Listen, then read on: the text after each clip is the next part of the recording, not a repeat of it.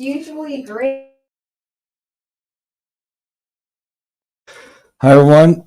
This is another episode of Whatever Happened to the Movies, and we're talking about Superman, the animated series. We are counting down to a new Superman movie, and what better way to talk about it than to talk about a series that was released from the 1990s into 2000, and we're going to be going first with some news. So,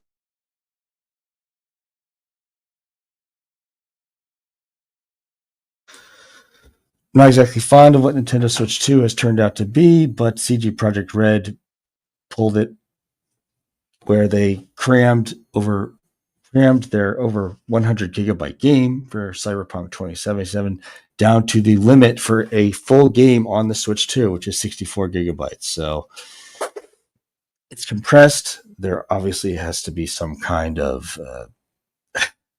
trade-off going on there, most likely, to compress it down. Another one is that Xbox, or Microsoft is a more proper way of saying it, they will be running their own portable console starting Christmas of this year. So doing this, they will have a portable console. It actually is a miniature Windows computer. It runs Windows 11, and it will be released at the end of... Oh, no. This is third party. It's not Nintendo. So third party is what's not native to Nintendo. So CD Projekt Red did it.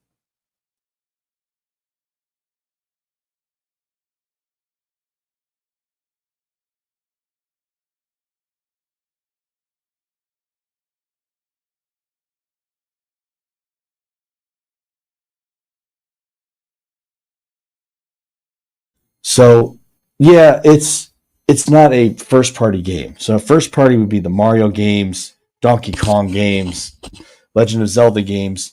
All those games for Nintendo, as far as they promised, they will be put on a single card. Now for third party, where they have games that are over 64 gigabytes, they will use the key card system. You can resell key cards. You can trade them. They work on other Switches, but Switch 2s rather. But for the key card, it doesn't have the full data for the game. Unlike the Nintendo first party games like Mario will, the key cards will have either partially or none and just have a code so that your Switch 2 will download the game onto the hard drive. So that's how it's going to work. Going on. We're getting into the prologue here. So Superman in animated media started with short films in the 1940s, not long after the character debuted in 1938. Yeah, Country Shape, I did like those kinds of characters too. And we're going to be talking about that later in July. I'm going to be talking about, and if any guests are on the stream, we'll be talking about the old 1990s comic book movies where they tried to bring back the Shadow, Dick Tracy, and so on. So that could be something I could talk about. I'm not sure if the Michael Keaton Birdman movie is based off Birdman exactly. So, yeah, but not long after 1938, in the early 1940s, they did. Max Fleischer and the studio ran a series of... Oh, what do you know? Welcome, Albeleo. I was just getting started. So I got some of the game news. Sorry for being late. It's okay. No, we had some of the game news. One is that CD Projekt Red decided to squeeze their 150 gigabyte Cyberpunk 2077 with all the DLCs into a 64 gigabyte card. So the whole game is on one card for Nintendo Switch 2. They're the only third party with Nintendo that actually did it this time so far. Oh. Interesting. I can't imagine that's going to look good at all.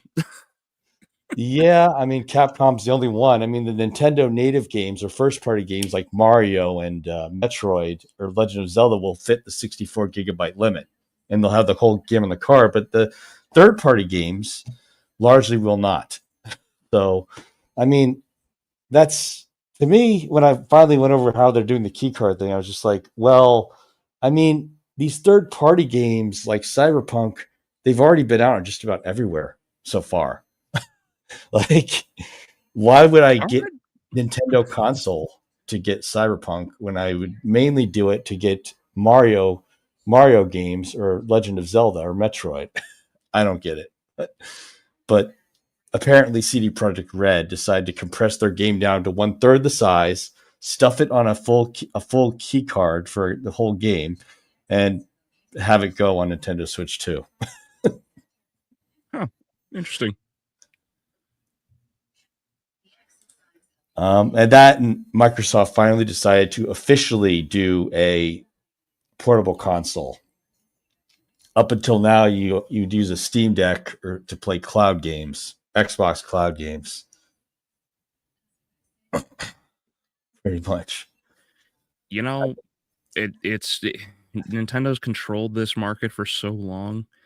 It's amazing that anyone's actually taken up the challenge of getting into this point this late in the game. But well, yeah, I mean, you could take a Samsung tablet and play Xbox games remotely from your Xbox console or from the cloud.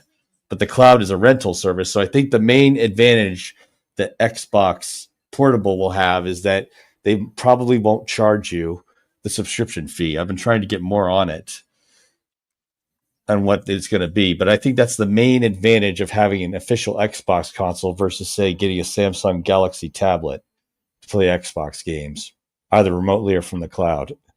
Because there's a subscription fee to cast your games from an Xbox console right now, and I'm guessing that they'll just say, hey, if you use our console, you won't have to pay the subscription. But then again, it might just be a cheaper subscription. I have no idea. Interesting.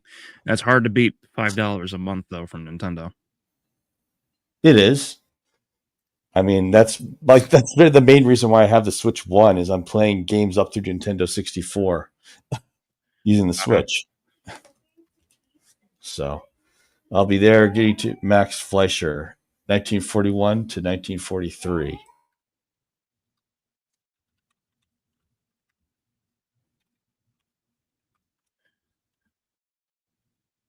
All right, so Superman.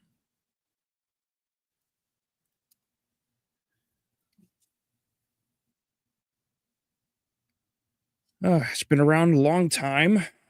Debut Action Comics in 1938.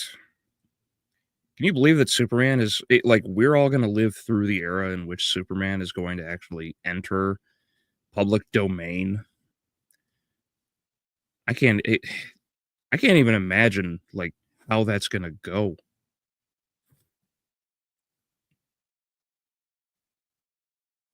Of course, I fear that there's just going to be a ton of those really stupid, cheap horror movies where they're just like, hey, let's just turn him into a killer because why not? That makes everything money, apparently. Completely bastardize everything that makes Superman who he is.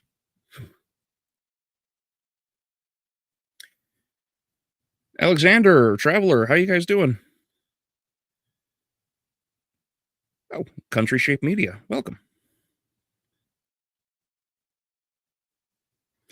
All right, I'm back. I got a connection problem, but I'm back in connection. Sorry, everybody. I'm back. All good. Yeah. So yeah, they do have they did take Max Fleischer animation and they put it to Blu-ray in 2023. But you can stream them all on Amazon Prime Video right now.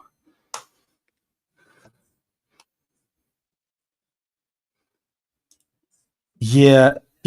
Traveler, I think it could happen, but the way it's going to work is if the way they've done Mickey Mouse is any indication, they'll do the version with the dark, with the dark background on the S. They'll do that version of him first in terms of taking the design and putting it wherever. Because the 1940s Mickey Mouse that has the eyes on him and the red overalls, he's not public domain yet, and it'll probably be similar with Superman. I would say that putting him to public domain could be good if you wanted to just show a background showing the Superman there for a movie that's set in, say, the 30s or 40s. I think that would be a good context for it. But no. Anything else? Public domain Superman? Well, as you might have heard, I'm just worried about the low budget horror movies like they did with Winnie the Pooh. They do, but I haven't watched them doing yet. Steamboat Willie and I think it's Popeye the Slayer, man. It's so stupid. Yeah. Oh yeah, a horror version of Superman, sure, but it's enough. He's distinct. Brightburn is distinct enough that he doesn't count. It's not a copyright violation. Sure. There's so many different things like Supreme, Omni-Man, and so on. but they're distinct enough under other brands that they don't count as a copyright violation on Superman.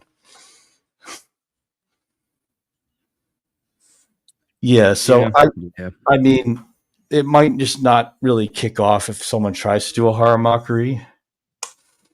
Yeah, and that's not including Omni-Man or Homelander or any other version of Superman that already exists. Right.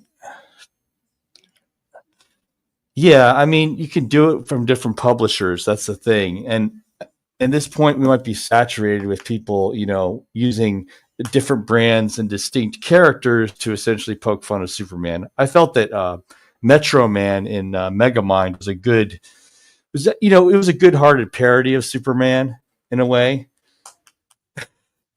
Mm-hmm. But it, without being Superman. So, yeah. So initially, going into this, initially it was Paramount Pictures that distributed Superman movies until 1969. So it wasn't always Warner Brothers. Mm-hmm. So, Alex, for Wonder Woman, so 1941 would mean 70 plus. She's got another 16 years. Yeah, another 16 years. Yeah, I mean, I think it would. It's overdone. I think it would be cool, though, if they did a retro style Superman that's meant to look like 1940s Superman instead of today's modern Superman. I think that could be interesting, although I feel that would be a niche audience. Well, I do think that there will be enough people right now who do return the character back to their hopeful intention initially to compensate for things. But there's just going to be such a flood of how bad things are, like how I discussed in that last video of mine, where it's like the art today is just a reflection of the misery of today. Yeah. In the next 10 years, I think we'll know for sure whether or not we're going in a more hopeful direction or if we're going to basically stay where we're at. There's always going to be good and there's always going to be bad, but it depends on which one is more publicly controlling, I think. I mean, I feel that eventually the desire will be there for an optimistic outlook. It's just a question of how long it's going to take to get there. Yes. I mean, I do feel that there will be some kind of renaissance where we could see good versions of Earthsea or Chronicles of Prydain from Lloyd Alexander. It's just a question of, what conditions did we have back in the 70s and 80s when they were making films about that kind of fantasy? And I feel that they had somewhat of an idealistic vision at that point in time in the 70s and 80s. And eventually it will be there. Eventually it will be the kind of tone that people will want. Mm-hmm. It's just a question of how long is it going to take? Yeah, I mean, he was very much a populist character. Now, I'm not saying populist in terms of campaign slogans for politicians, but I'm saying he's a populist in terms of he was willing to see that, okay, it doesn't matter that these criminals are rich. I will find a way to try and help get these criminals prosecuted, mobsters, and so on. It was similar with how Batman began as well. And I could talk about Batman later if you guys want to, but the main idea is the Superman television series that they had from 1996 until 2000. But this was the first time, and it was not long after he came. And this is that you see right here is the cover for the Blu-ray collection. 17 episodes on 2 Blu-ray discs. And or you can go to Amazon. Hi today. This is recorded.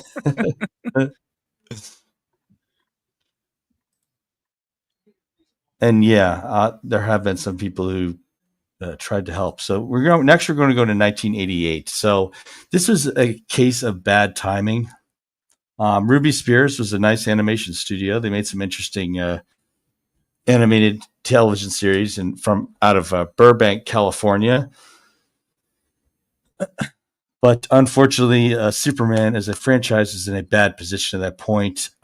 So starting after Superman 1 and 2, which had been either the highest grossing or the second highest grossing films of the year, Superman 3 and 4 dropped, and Superman 4 was a major loss of money for Warner Brothers. Yeah, But I haven't actually watched the fourth one. I only know it by its by how reviled it is. Oh yeah, I mean, so after Superman 3, when they had the Saul Kynes write the script, Superman 3 did way less at the box office than Superman 2 did.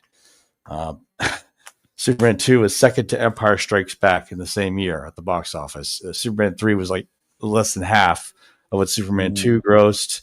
And then they had only a small budget that they allotted for Superman 4 after Superman 3.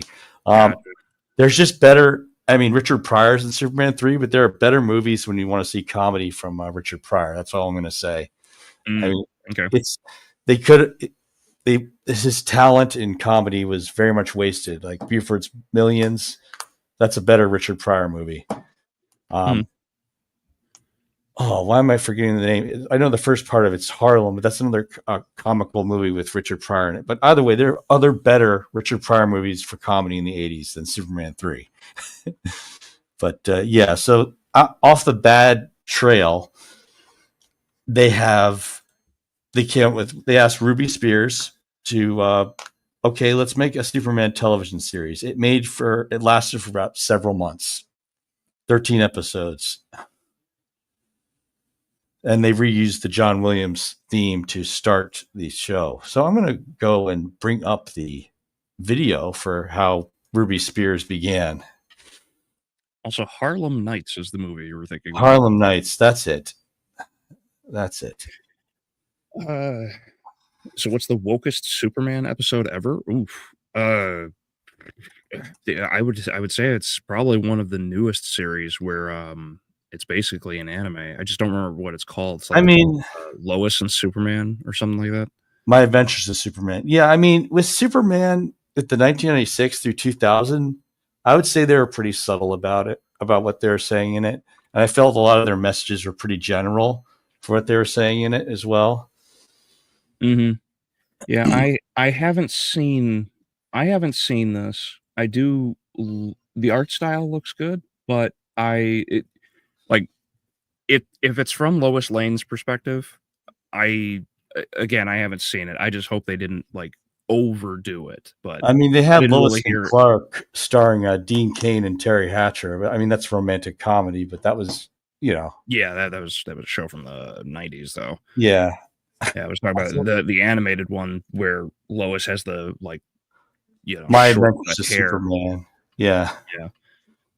It's in the title. It worries me, but I didn't hear anyone else really complain anything about it like when it first came out. So I don't know. Maybe it's not as bad as we think. I don't know.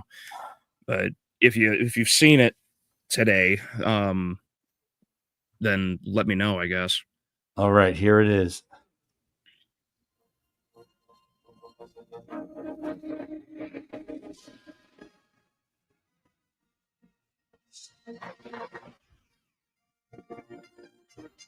Faster than a speeding bullet.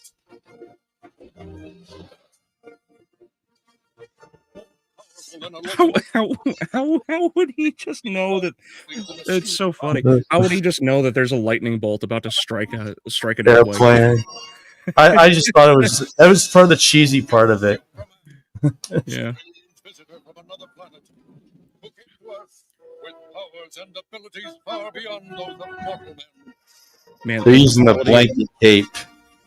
The quality of animation goes from something that's akin to the old it switches from that old Hanna-Barbera Justice League Justice Friends kind of animation, right, to that X-Men animation. It's really interesting how it seems to shift between the two. Otherwise it was still really well done. Yeah. It happened at a bad time. And that's when, DC Warner Brothers decided, hey, let's go try promoting Batman a little bit, because Batman's comics had started. Oh, I guess that's your.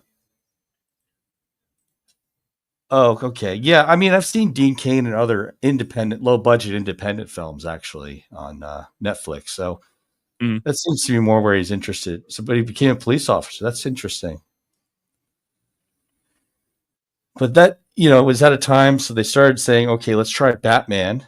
And that's where they came up with the first Tim Burton Batman. And they started, after the success of Tim Burton's Batman, they started saying, okay, let's start getting to work on a television series promoting a little more Batman, because what came out, that Tim Burton film, was quite a success. We can get a lot of people interested and keep the hype going by starting out with Batman. So they were in the works for doing this for 3 years. So they didn't just start doing it.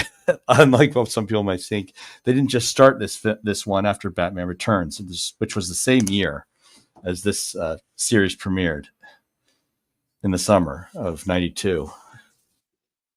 And what a career that launched! Oh yeah. All I can say is when Kevin Conroy, the voice of Batman in the series, passed on, a lot of people were sad. Oh yeah, his passing did not help with the because like he croaked and then Suicide Squad. Oh right, Kill the Justice League, and everyone's like, "Oh no, he liked the story. He really it was very good. He loved it. Favorite story of his." It's like, hold the hell on. yeah, indeed. Yeah, I mean, there's the old G.I. Joe and the original Transformers. I remember those. The intro to the original Transformers made the screen appear like it was a machine or a Rubik's Cube switching around. More detailed than the actual episodes themselves, but it's pretty cool. So they start off with Batman, and from there, they started saying, okay, let's try the other DC Comics characters. And that's what led into Superman. So we got some carryovers from Batman with Andrew Romano for casting director. We have some crossover episodes in this one where Kevin Conroy was voicing Batman, and we got Tim Daly and Dana Delaney and Clancy Brown. I always remember Clancy Brown from Starship Troopers as Drill Sergeant Zim. But he was a good Lex Luthor voice. But this is where it started. Yeah, I love this series. I wish it completed correctly, because otherwise what they aired made no sense at the end at the time. At the end of Legacy, yeah. The end of Legacy was short. Season 4 was really short. 3 episodes. Well, yeah, because the animated series here, the one that's pictured, it's because it way back then it ended basically with Superman mind controlled, and that was just kind of like it, because a bunch of you're missing the part. You're missing the part where he goes back to Apocalypse and beats up Darkseid for just pounds Darkseid into the ground with his fists. Yeah, but they didn't air that episode until many years later, long after the series had completed, and even then very few people saw it. And I think it was fairly recently that it got discombobulated. It became a mess because they okay, so the way they air this to you on Amazon is they show the series, but from 98 to 99 they crossed over Batman and Superman for 1998 through 99. Then they went back to being just Superman animated from 1999 until 2000, which made a mess, to be honest, when it came to how they would give it to you on streaming or on DVD. Because some of those episodes aren't Superman the Animated Series. They were aired as part of Superman Batman from 98 to 99.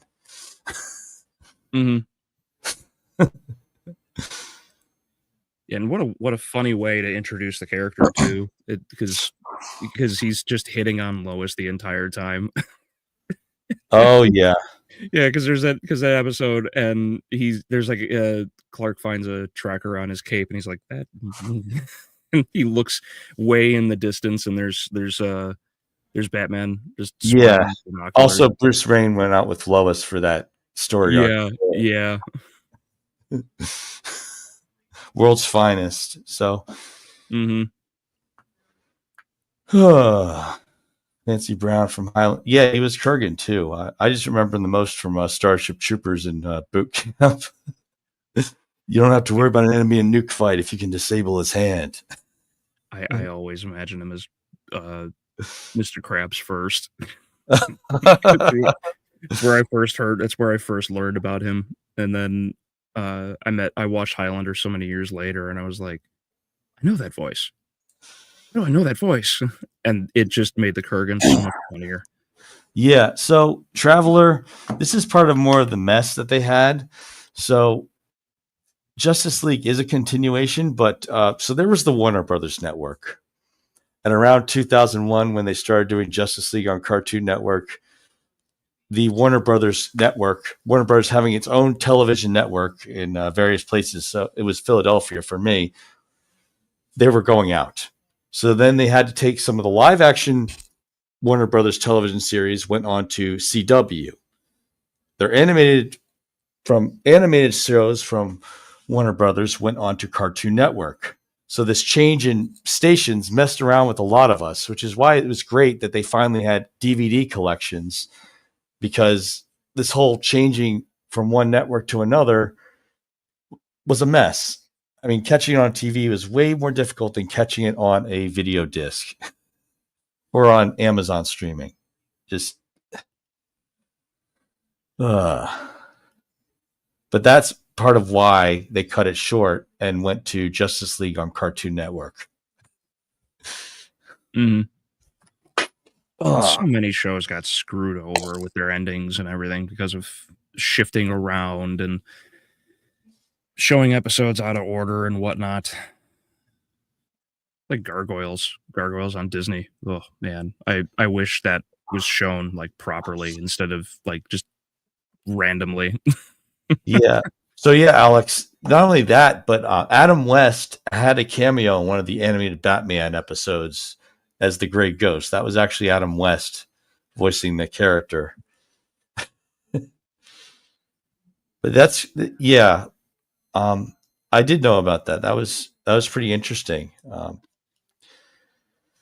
I don't know much about what happened with Kirk Allen because he did these Superman short films. He played Superman in the short films in the 1940s. Mm-hmm. So yeah, this is when it got started being a mess because they had both Superman and Batman on when they used to have Superman on. Yeah, of course. I mean, the changing networks because the Warner Brothers television network was going out was just an issue if you only watched on television. But when you finally started in the 2000s, when you started getting TV shows on DVD, it was easier to keep track of all the episodes. Because I'm guessing that in South Africa during that time, you were getting broadcast television, which, of course, you were missing a lot.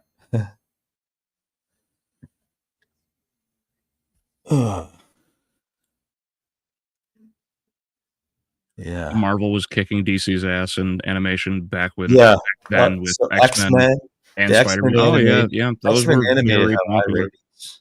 X-Men animated had really high ratings. In fact, up until the end of the 90s, X-Men was the highest selling titles from Marvel Comics in terms of comic books. Yeah, and it's really hard to beat that opening theme song though. Like X-Men blew it out of the water with that. So favorite episodes in terms of viewers were World's Finest, which is the one where, again, as you mentioned, Albeleo, Batman was going out with Lois Lane, and there was nighttime where Superman pretends to be Batman for a day. Yeah. There was that episode where Bane, right? It's like Bane tried crushing. He like jumps Superman in the Batman costume, and then like throws a giant tiki head on him in like a ship, and then he's like, "I did it! I killed the Batman!" And he just shoulder presses the tiki off, and Bane's just like, "Ugh."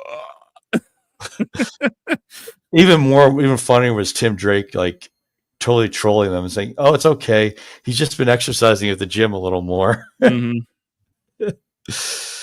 Yeah. Yeah, the little extra subtleties of Robin trying to help Superman be Batman by giving him like the grappling hook, because otherwise he was about to just jump off the building. Yeah. It's just like Superman, he's dead, dude. Like you need to use the tool. Yeah.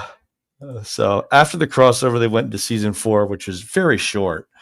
Part of the funeral for the Warner Brothers television network. I wish they still kept their television network, but oh well. And don't worry, we'll be talking about our favorite episodes really soon. So there was Demon Reborn, which is Ra's al Ghul using magic and having Talia pretend to be Lois Lane. And then there was Legacy, which was, again, that's where Superman realizes he got controlled by Darkseid, and he goes back to punch Darkseid into the ground.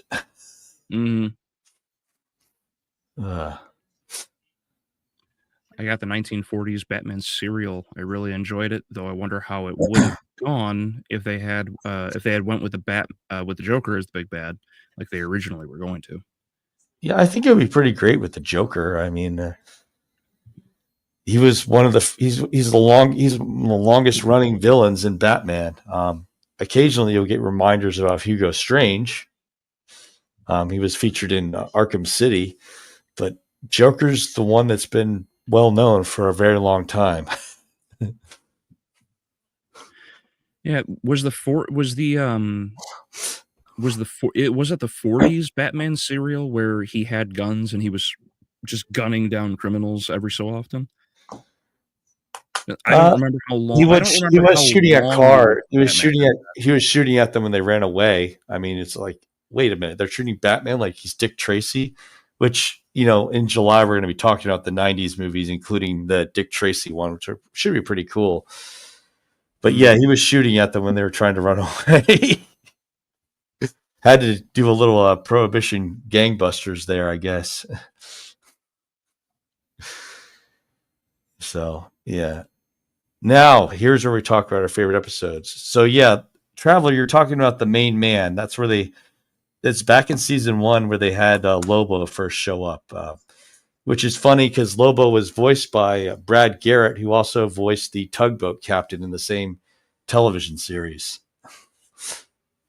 The tugboat captain who was mad that he didn't get his donuts on time. That guy.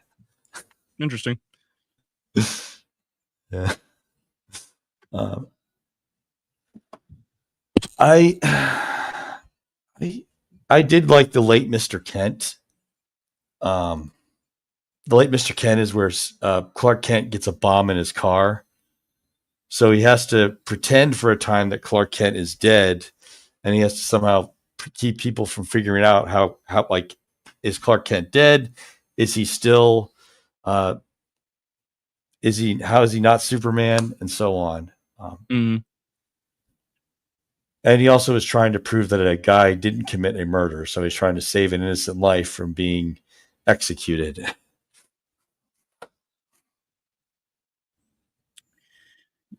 It's been so long. I don't think I really have a favorite episode for Well, that's this. fine.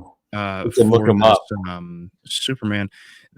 I will cheat a little bit and say the death of Superman, the movie. Oh, Superman Doomsday? Yeah, when he fights Doomsday and he sacrifices himself at the end by pile driving him into the earth. Yeah. I mean, I didn't like Dawn of Justice in particular, but I did like the scene of putting the spear through Doomsday a little bit. Just it felt a little poetic when that happened. But Yeah, I know a lot of people really like the Lobo introduction. Lobo's also just like stupidly broken. he's essentially DC Comics Deadpool, although he came before More or Deadpool. You know, even it's funny is even Jason Momoa was surprised that he was auditioning for Aquaman. He thought that he was auditioning for Lobo until they told him it was Aquaman. He's like, really? Yeah. Which is funny. He probably would have played Lobo a lot better given his natural persona. Yeah, so we're going to look at lists of episodes in case we don't remember what those episodes were. So here we go. Wonder Woman didn't get her own solo project until her TV show in the 1970s, 30 Linda years Carter. after her debut. Linda Carter was amazing, though, so I say it paid off. Yeah. It was fairly popular. A lot of good a lot of shows referenced that. Like there was an episode of Bones where Bones did the twirl thing, and Bornes came back in. He's like, "What are you doing?" And she's like, "Oh, nothing." All right, so here it is. So, Last Son of Krypton. That was interesting. First 3 episodes to start. They lifted a lot of scenes from other Superman comics in that particular arc. Catching the Airplane was from the Man of Steel reboot by John Byrne in the comics, but it also, it was also in Superman the movie where he caught the Air Force One. So I'm not sure.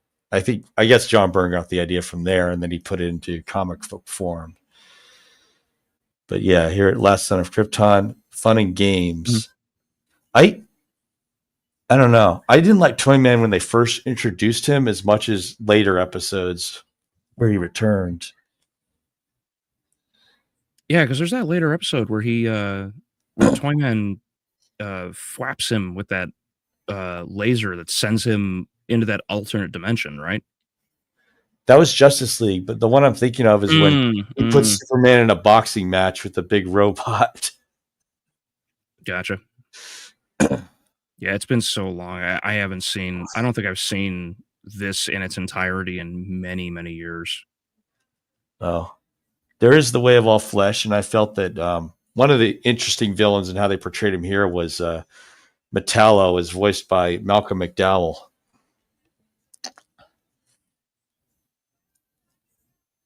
The cyborg that's the kryptonite inside. Yeah. That was one of those episodes that, even for a kids animated television series, it scared me when I first saw Metallo. Main Man, that's the Lobo introduction. Yep. My Girl. I think that was somewhat of an interesting episode to pass the time. So, Tools of the Trade.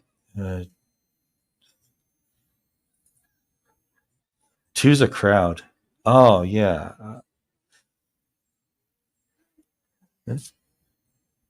So that's the one where he gets the other Kryptonians, Mala and Jax Ur. Mm-hmm.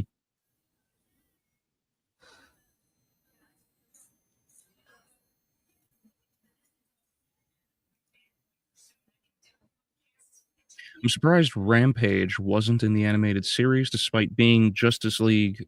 So was Alta Humanite. Yeah, Ultra Humanite was used as just a member of the Legion of Doom, but Ultra Humanite was the earliest villain in Superman comics.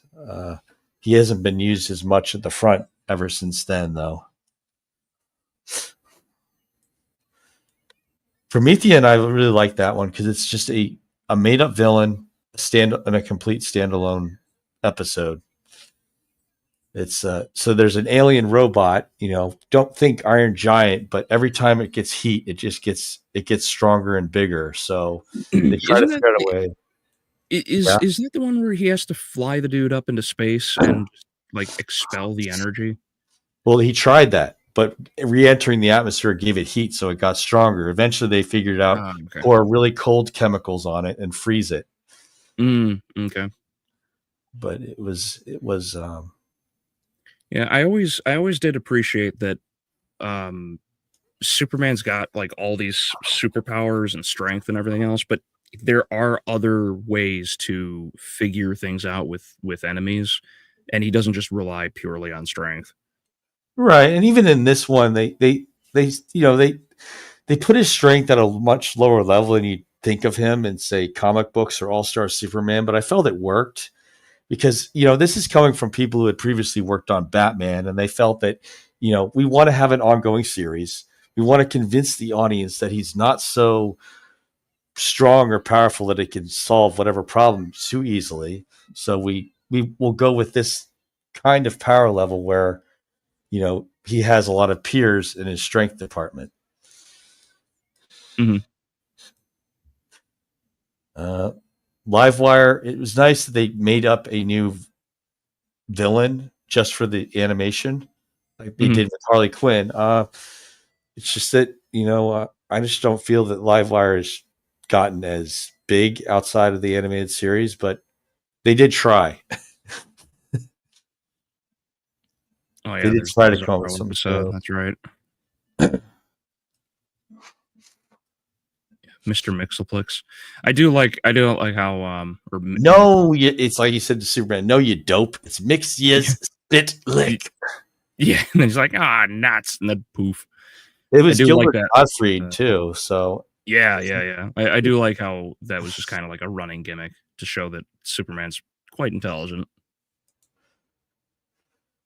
Yeah, I mean that was the best part about it. Country Shape is that the Promethean was a thing where you had to figure out, you had to use logic to beat it because heat just makes it stronger. And it wasn't really evil. It's just something that's left out there in space. Although it could have been a case of Frankenstein's monster where the aliens that made it put it into space because they didn't know what to do with it. Mm-hmm. Which is funny because that's actually the answer to deal with Doomsday, is just chuck him into space. They just never do. Yeah, so she originated in the television series. It's just that they have a hard time saying, like bringing her elsewhere because it's just like, well, Superman in DC Comics is way stronger than that, and it's not like electricity seems to hurt him much. Oh, that's good. It's good to see she had a little cameo there. So let's see what we got. So this is Double Dose. Oh, that's where Livewire and Parasite teamed up. So yeah, this is another one that was made just for the series, Luminous. Mm-hmm.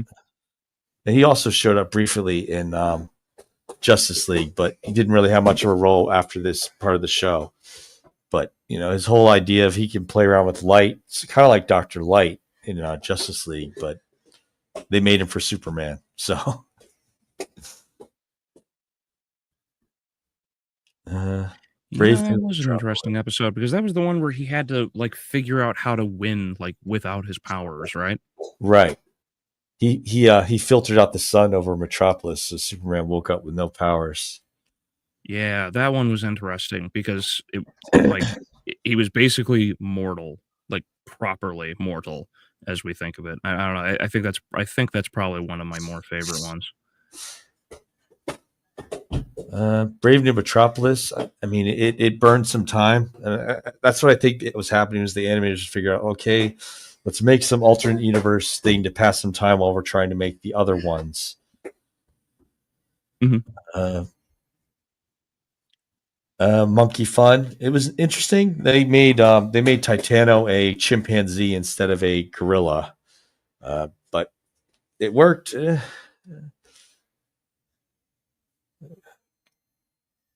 Hello, Herbal Dragon. They need to animate Lobo versus Santa.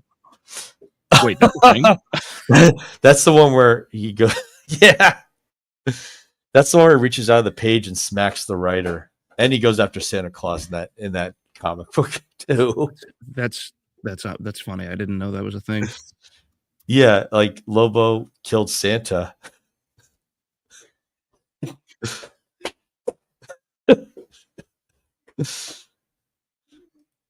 I mean, yeah, the thing is they haven't had Lobo really star yet. They've had him as a character in a series, like.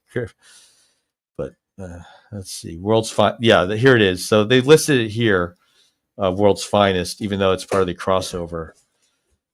Father's Day, Late Mr. Kent. That's the one where you have the bad detective and where he has to figure out his identity.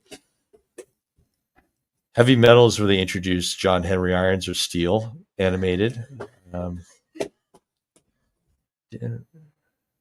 And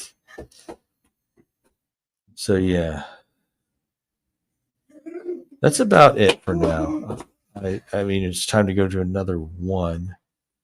Mm-hmm. But, yeah, there's this like weird, like super low budget thing that I just found here on YouTube. And okay. Lobo just shot the Easter Bunny. yeah. The Lobo paramilitary Christmas special, if anyone is curious. This is that's on YouTube. It's from 2002. That's all right. I didn't know this existed. So thanks, Herbal Dragon. Yeah, I mean, also Steel, for a character that was a supporting character, yeah, he had an interesting run in the 90s on his own. They even made a movie with Shaquille O'Neal, which we don't talk about, but it's hilariously bad, and it's, of course, plenty of Shaq memes. Oh, like Shaq Fu? Yeah. or Kazam. All right. What's the one that everybody thinks has that Sinbad comedian? Which one is that? And then it turns out that it's Shaquille O'Neal or whatever. Kazam, where Shaquille O'Neal is the genie. Yeah, and everybody thinks it's Sinbad in that movie because we all have that what's it? Oh yeah, the movie or the president from South Africa or whatever. It's his name effect. I can't remember what it's called. Oh. So, yeah, it was Daniel Turpin was the police detective that was killed by Darkseid. In season 2. And they did it to because Jack Kirby had recently died as well. So they did as type of homage to Jack Kirby. So, yeah, I did like Daniel Turpin in the series. He felt like an interesting part with the special crimes unit. I mean, I guess if Metropolis has all these really powerful villains, it only makes sense they have some tech to help them so that they aren't totally curb stomped. Mandela effect. That's what I was thinking. Yeah. Because everyone like replaces things all the time, and for some reason we all succumb to it. Anyway, sorry, drive me nuts. Yeah, so we're talking about characters here. So they had the Apocalypse characters. Yeah, Alex, Intergang with Bruno Mannheim. They were pretty interesting. I did enjoy Mannheim as being, a type of just, a regular crime boss running around Metropolis. Yeah, and what's funny is that, obviously this shouldn't be too much of a surprise, but the actor Tim Daly for Bizarro, he took his voice and he tried a couple of times to think about what kind of voice Bizarro would be. So he made this kind of voice where he was leaving out vowels and doing a different order, like, speaking like Yoda almost to do that voice. I mean, Gotcha. What am me? I think that's about how it sounds. Oh, for Bizarro? Yeah. Yeah. It's actually pretty close. And I think my favorite was, I did like their version of Brainiac, even though they changed his origin from Vril Dox to make him originally a computer on Krypton.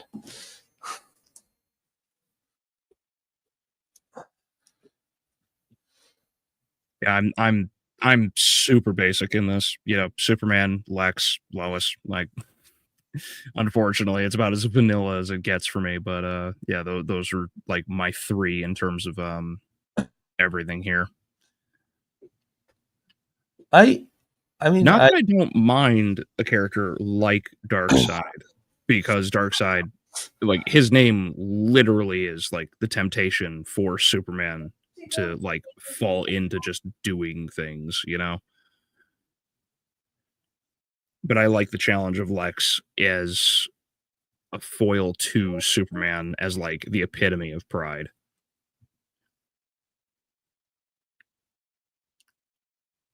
really did enjoy how they did. I mean, they did their own interpretations of some of these villains.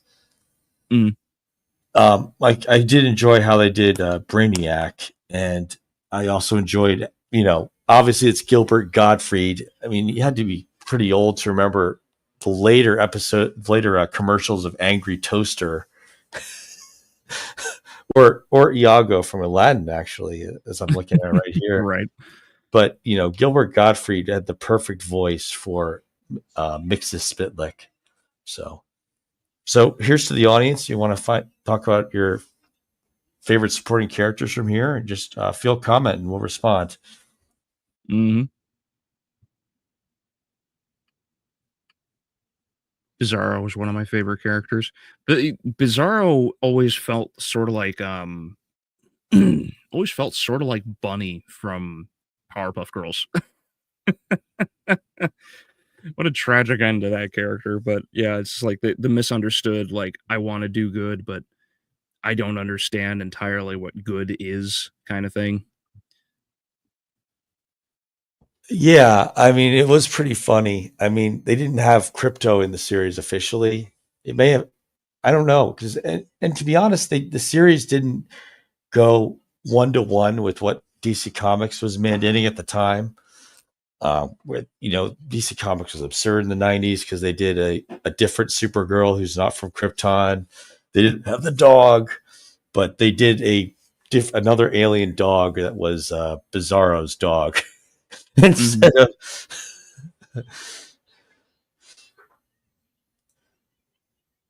yeah, I mean, it was interesting how this version of Brainiac, he was the one who figured out, okay, Krypton's going to blow, but I'm just going to back myself up and leave.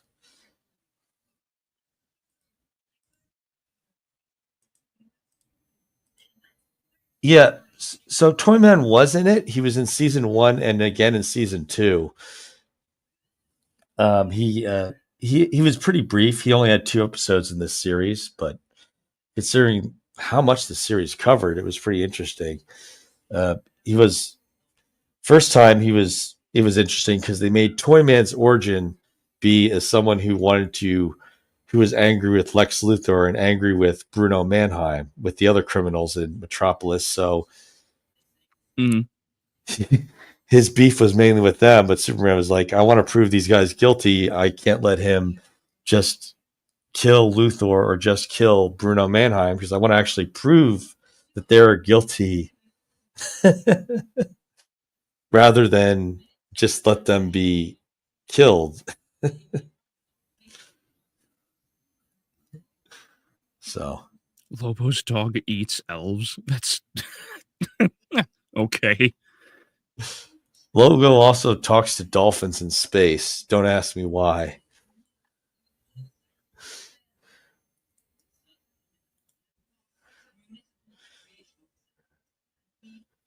Yeah, so I mean, there's been many different origins written for Superman over the years.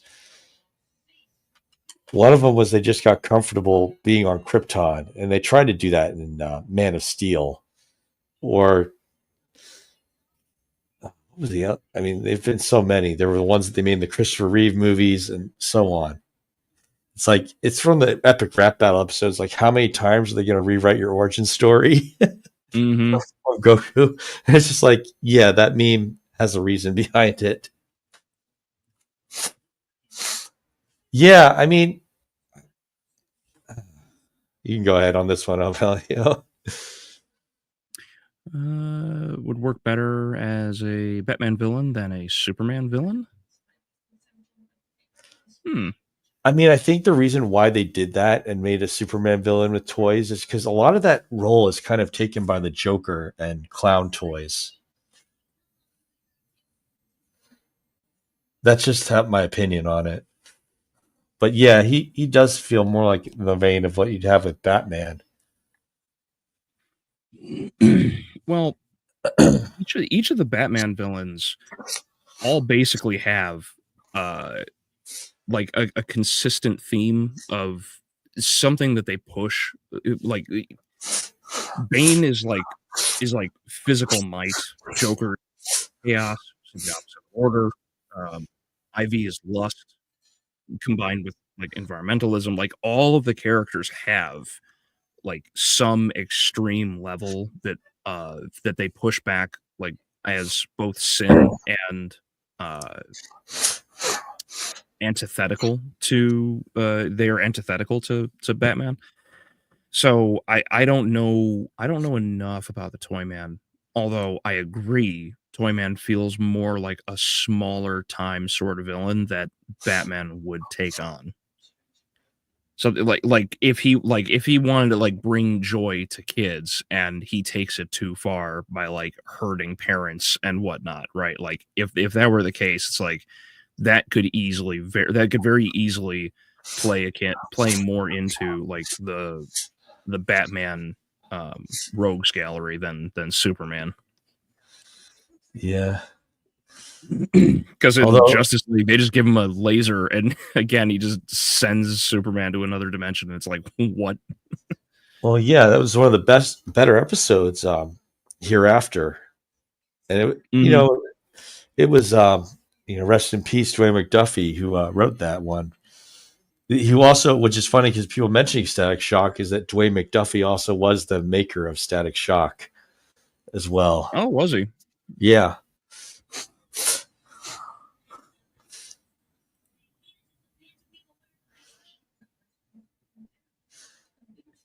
Yeah. Toyman from the Frank Miller, Dark Knight Returns, and the one episode of Justice League. Yeah. See, I don't really know Toyman. Yeah. They did, as you can see in the picture, there's right next to Livewire and Volcana. Volcana was interesting. Mm-hmm. I mean, it didn't feel like they didn't hit a home run like they did with Harley Quinn, but they did try. Because like with Volcana, it doesn't like heat. She's similar to Promethean. Heat just makes her stronger. So if Superman tried to heat vision Volcana, it doesn't do anything to her. But it was interesting.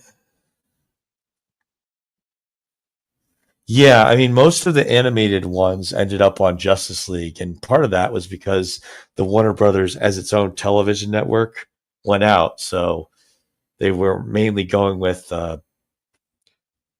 Batman. We went with Justice League on Cartoon Network because the animated part moved over there. And there was a little bit of Batman Beyond, but Batman Beyond didn't last too long at that point.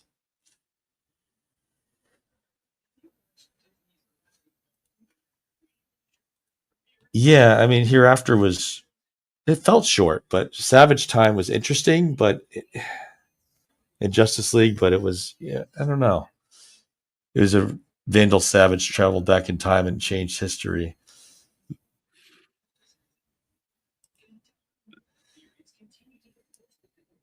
Country Sheep. I'm presuming you don't mean Teen Titans Go.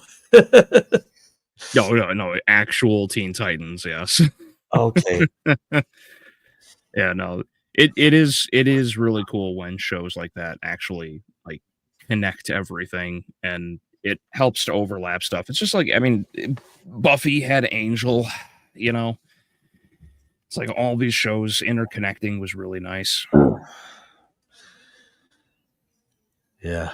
Just don't have that kind of overlap like they used to anymore, which is a real shame. It's one of those extra layers that made everything feel more connected. Oh, Oh, see you back to the around, great. Herbal. Have a good day, Herbal.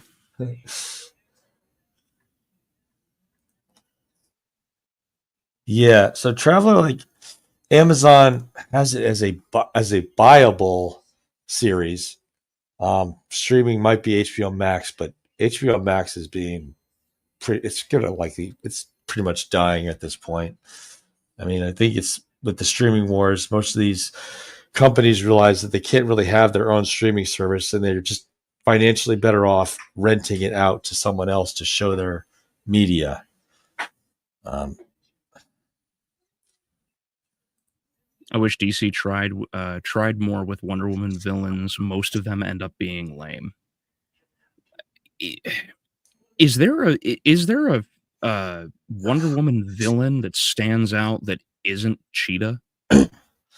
I mean, there's been a lot. There's been Veronica Cale, and Veronica Cale, you know, she's like a Wonder Woman version of Lex Luthor. A lot of them just don't last really long. I mean, the big ones are like that recur are, say, Ares or Hercules, but a lot of them just unfortunately haven't lasted very well.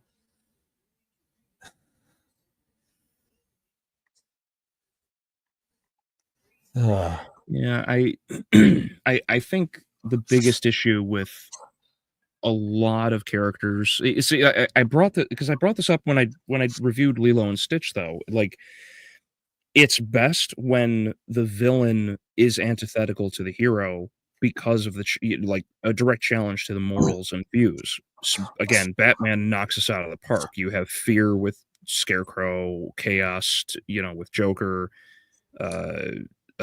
Lust with Ivy. Like, all of those work out very well, especially with the overlap of the characters. But and again, this is very limited knowledge, so I don't know Wonder Woman's rogues gallery, but like Cheetah, like that's it. Like that's the only one that really seems to have any popularity behind her. Yeah, I mean, And she just wants to beat Wonder Woman because she's jealous, I guess. Like yeah, I don't know enough about the character, right. but yeah.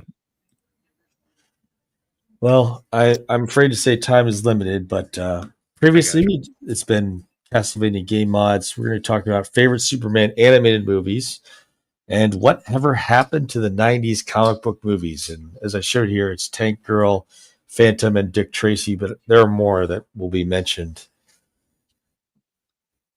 Neat. So should be a fun following 2 weeks. And thank you everyone for stopping by. I hope you all had a wonderful time. See you next time, same channel. Yeah. Thanks for coming, guys. Have a good day.